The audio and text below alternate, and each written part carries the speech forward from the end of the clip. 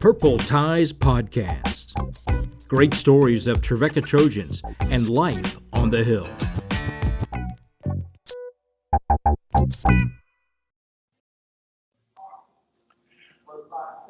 Welcome in, friends. Michael Johnson here with you for Purple Ties Podcast, episode 17.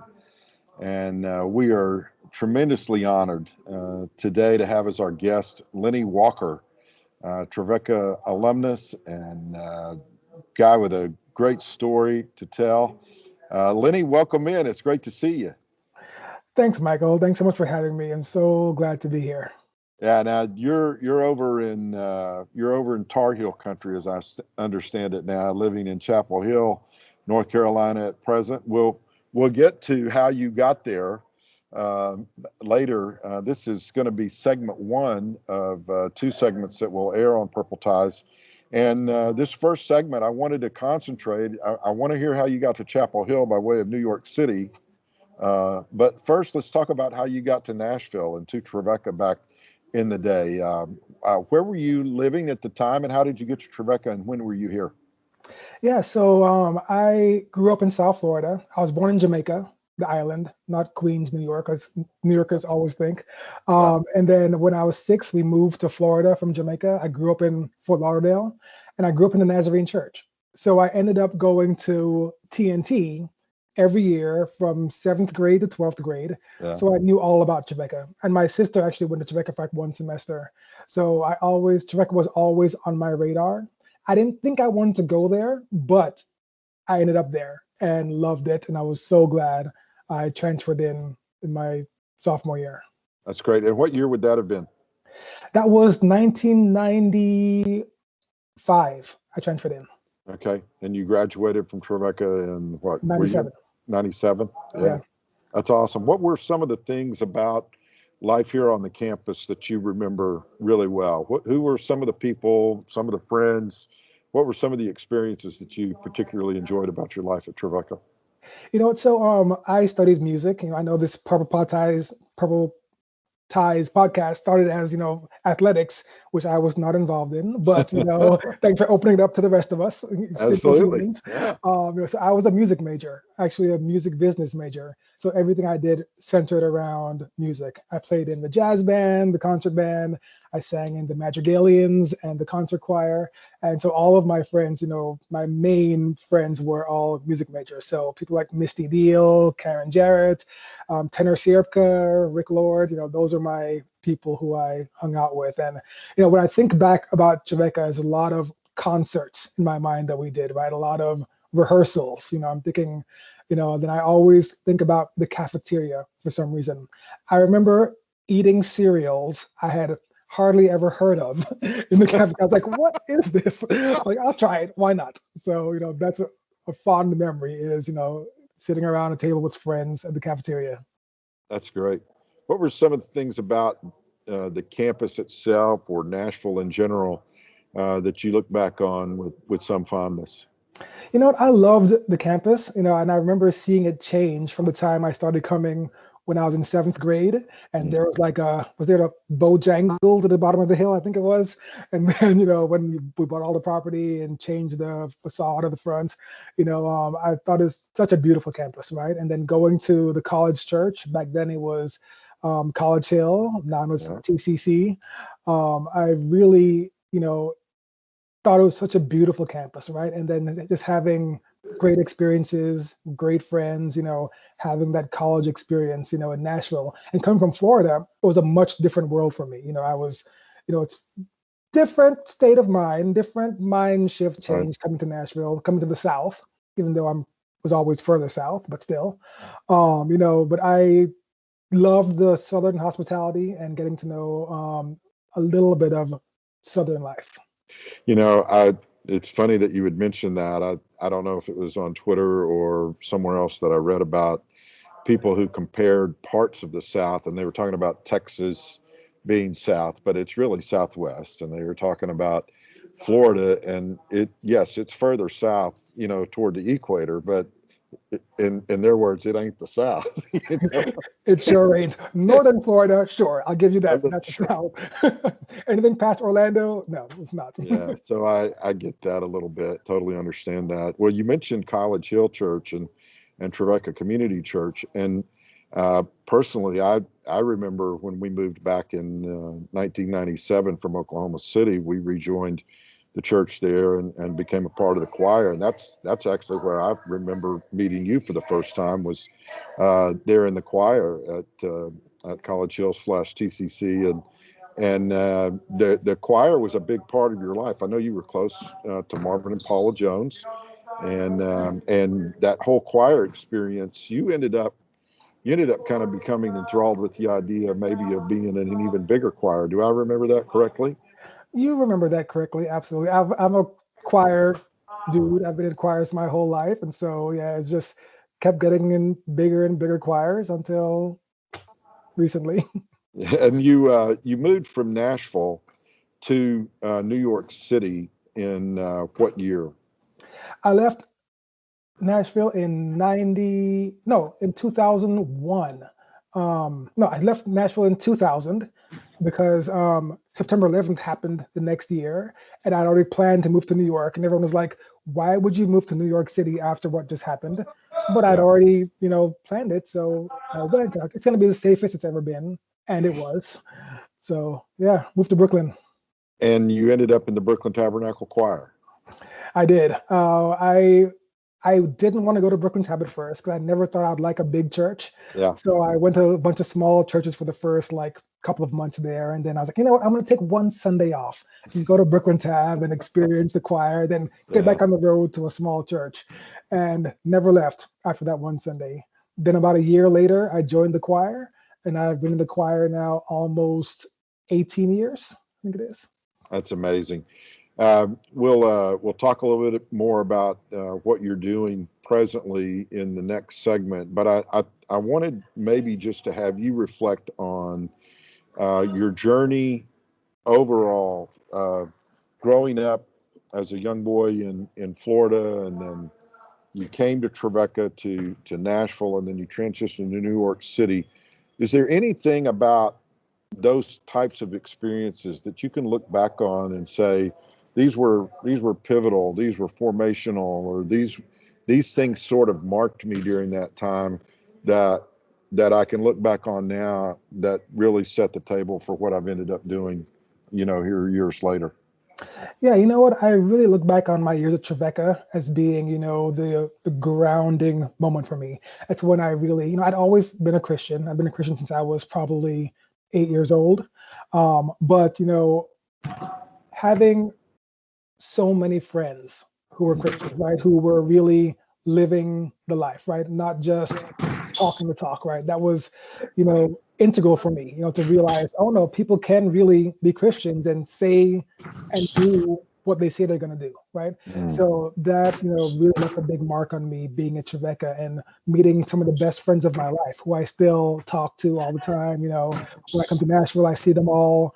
We've gone vacations together sometimes. That really, they say you make your best friends in college, and that really was, my experience. The best friends of my life are from college in Trevecca. That's awesome. Thank you so much, Lenny. We'll let that be the final word here in segment one, and I'm looking forward to talking to you a little bit more on the other side about where you are these days. You've been listening to Purple Ties Podcast, episode 17. Thanks for joining us. Hello again, friends. Michael Johnson with you here on Purple Ties Podcast, episode 18. And we're continuing the conversation that we started just a little while ago in the previous episode with our good friend Lenny Walker, 1997 graduate, of Trevecca Nazarene University. And what a great time we had talking about how you got to Trevecca as a young man from Florida and attending TNT events, and then eventually transferring to Trevecca and graduating from there. Where we left off was kind of talking about your journey from Nashville eventually in the early 2000s to New York City. And I'd be interested in hearing from you as you relate to our listeners. What was it about New York City that seemed to draw you originally? As I recall, you mentioned moving there shortly after 9/11 in 2001, and why New York City and why then? Pick up the story there, if you would, please. Sure, of course. Thanks, Michael. So I was a music business major at Trevecca, and I worked for Provident Music for a few years after graduating. And I was trying, where I envisioned the trajectory of my career was going into like a record label, working with albums and things. And I just wasn't seeming to get those doors open for me in Nashville. So I started to look around, where would I go, right? New York, LA, other big music towns. And I have a lot of family in New York. When my father's side of the family immigrated, they all went to New York. So I have tons of uncles, cousins. So it was kind of a easier sell to still be on the East Coast and go to New York. So went to New York and tried for many years to break into the music business there, but it's all about who you know. And Yeah. not having done any internships in New York and been older past internship level, it's really hard breaking in. So I waited tables for a long time. Then when my church opened a bookstore, I went on to be the music manager of the bookstore. All right. And then with that, they learned about my, experience in music business. So I started working with BT's albums. So I still do a lot of work with BT, helping them get licenses and, copyright things when it comes to putting albums together. So I still get to use my music business knowledge, in a little bit of way at this point. Uh, for those who may not be familiar with BT or Brooklyn Tabernacle, um, I've always been fascinated not only with the heart of their music, it just seems so full of emotion. But just very briefly, talk about how Brooklyn Tab works, in the choir and how they learn songs and just for a moment, because it's an absolutely fascinating story to me. It really is. When I went there, I had never really I've read music my whole life. I've played instruments, Right. sang, and I always read music. So I wasn't great at, singing and playing by ear. But at Brooklyn Tabernacle, there is no music. So you got to figure it out, right? So the director, Carol Simbola, who's, won 6 Grammy Awards and directed this choir for 30, 40 years, she doesn't read music at all. So she teaches by rote. So she or whoever's helping her sings the part to you, you sing it back, and you learn it. And it was always amazing to think how we would learn a songs oftentimes in one night on a Wednesday night choir rehearsal. And she would say, okay, we're going to sing this on Sunday. Like, okay. And Yeah. so, and then come Sunday morning, it's fascinating to watch the choir because we never know what we're going to sing. We have no idea. Carol gets up, and oftentimes she's not a lot of help, right? She gets up and music will start, and she puts her hands up, gives you no words, and does this. And somehow, by the power of the Holy Spirit, Wow. words come out of our mouth, and it all comes back to us. And we'll sing songs we haven't rehearsed in years, and she'll just pull it out, and it's there. You make such an interesting point about how there's something that transcends, in some respects, even human understanding. But I would have to say, having sung so many Brooklyn Tab songs over the years as a choir member myself, Carol may not be writing those notes down on a page, but they flow from her heart and from the spirit. And then these gifted musicians who understand theory and composition and chords and all of that, they take that, and then these incredible arrangements come out, and they're intricate harmonies. They're unusual. They're amazing. The creative process is really what has led you to where you and your wife Vanessa are now. And I'd be interested, first of all, and you just talking a moment about your wife Vanessa and how you met, and then we'll talk about what you and Vanessa are working on together now with Point Made Films. So Sure. where did you meet your wife? So I met my wife singing in the choir. Where else could you? What's a better place for me to meet my wife, right? It's funny, after being in the choir for about maybe 10 years at that point, I was over new choir members, right?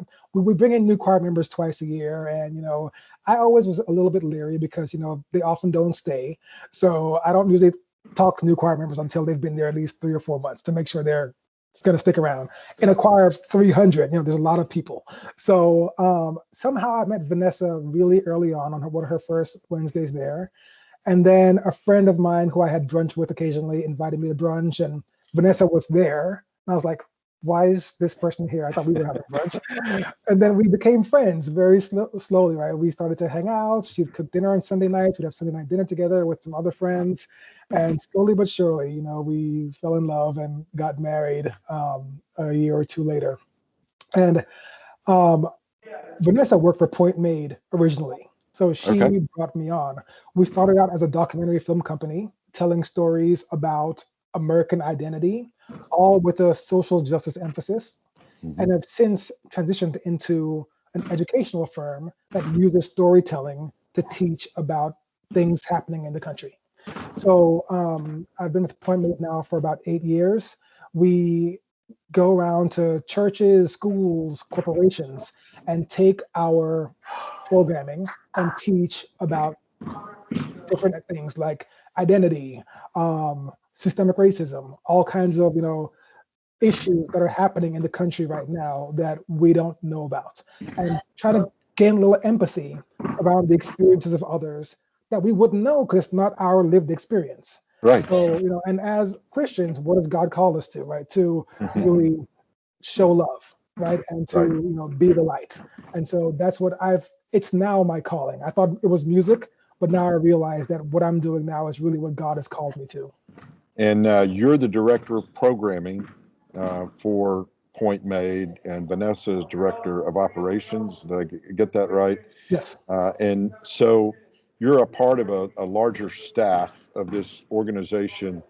How does Point Made does it seek out corporate and foundational funding, or how does it do its business? So we do our business by all of the workshops we do.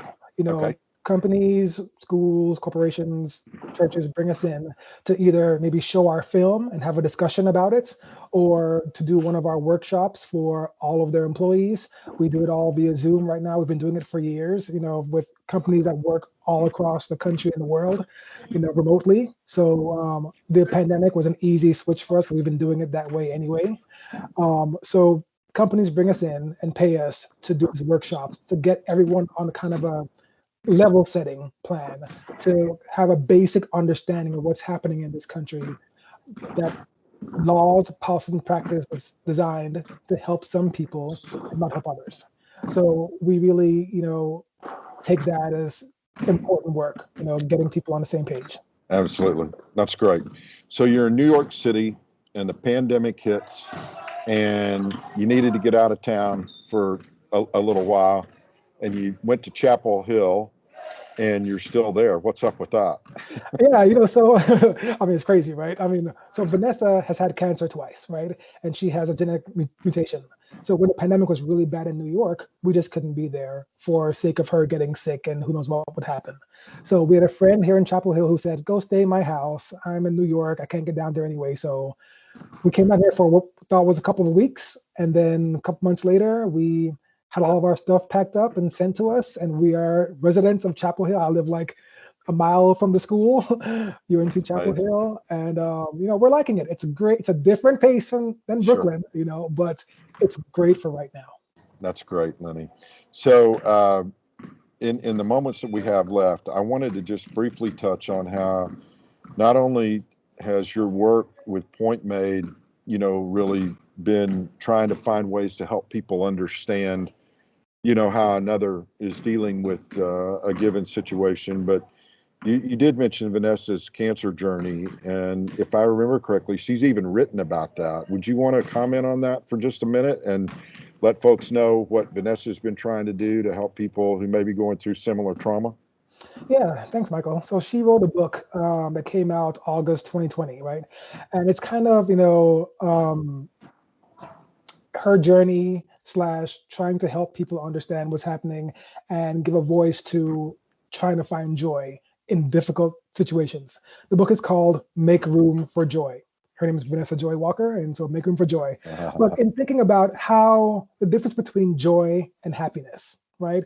And what that means and how you can really find joy by checking in with yourself every day to see what is your joy quotient, right? Because, being happy isn't the same thing. It's, finding that joy. It is through Jesus that we find that joy and we have joy in this life. So her book talks about her whole journey, having cancer twice and being adopted and a range of issues, that she's experienced and really how God has brought her through all that. That's just amazing. I wish we had more time to delve into all of that, but what a great joy it's been to be with you, buddy. Seriously, your smile has always lit up whatever room you walk into, and it's great to see you here on camera today. We're going to drop in a little slide here at the end if people want to find out more about Point Made, and also maybe even a little link to the way folks can get a hold of Vanessa's book. I know my mom is a 37-year cancer survivor herself, and I remember back in 1984 we were very concerned about how much longer she'd be around, and she's still here. Turned 84 in October, and there's real joy in remembering those kinds of stories, and you've been a great encouragement to me today to hear how God has used you and Vanessa and the lives of others. And we're really proud of you here at Trevecca. Lenny, thanks for being our guest today on Purple Ties Podcast. And please come see us when you can. We'd love to see you back on campus. Thanks, Michael. I appreciate it. Great being here. You've been listening to Purple Ties Podcast. I'm Michael Johnson for Lenny Walker and for our producer, David Klimkowski. We'll see you next time.